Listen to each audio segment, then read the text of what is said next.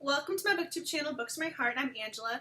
Thank you so much for watching today's video. I really appreciate it. Currently, a lot of movies, television shows, and novels seem to be inspired by the Grimm's fairy tales. As a fan of the Grimm's fairy tales, as well as most of the adaptations, I don't mind this current trend so much. I love Sleeping Beauty. That is one of my favorite stories from the Grimm's fairy tales. I love Briar Rose, or Aurora, however you want to refer to her. That is one of my favorites. I grew up watching Sleeping Beauty, and that has just always been one of my favorites. She was the blonde princess I could relate to for some reason. I loved her. I love the Disney movie with all the fairies flying around. It was just so much fun. Naturally, if there was a YA novel published with Sleeping Beauty, I would buy it and read it. This book is Sleeping Beauty's Happily Ever After plus feminism. Are you intrigued by that statement? Because you really should be. The novel opens immediately after Prince Roderick kisses Aurora awake. Aside from Shrek, this has to be the funniest princess wake-up call I've come across. Aurora freaks out. She's so upset. She's so startled, and she has no idea what's going on, and so the novel takes off from there. Unlike the other stories in which the prince kisses Sleeping Beauty and she wakes up and they live happily ever after immediately, that is not the case in this novel. Aurora wakes up and she is startled and scared, to say the least. She has no idea what's going on. When she wakes up, Aurora wants to know about her family and her friends, as well as her life before she fell into this deep sleep.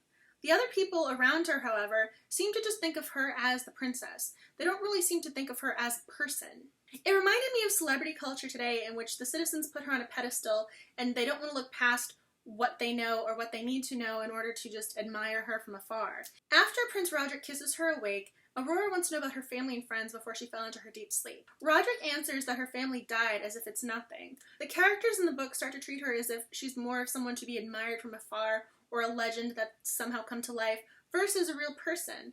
And that was rather reminiscent of celebrity culture today to me. The theme of a legend or a story versus a real life individual or just real life in general was really intriguing to me, and that was something that I saw throughout the entire narrative. The other characters in the novel were so aware of Aurora's story that they felt as if they knew her, but they didn't really know her. It was really interesting to see the writing address a persona or an image versus a real person.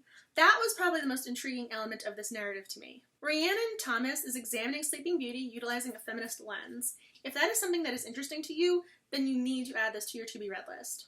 It's really interesting to have Sleeping Beauty ask questions such as, why should I marry him? Why are we having the wedding so quickly? What's going on here?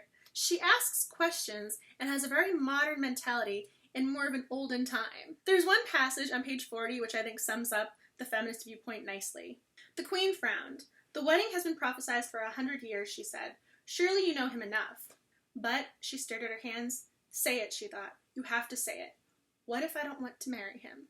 I really think that one passage sums up this novel in a nice way, because Aurora is questioning why she should get married, because she doesn't know him enough. She doesn't love him. They just met.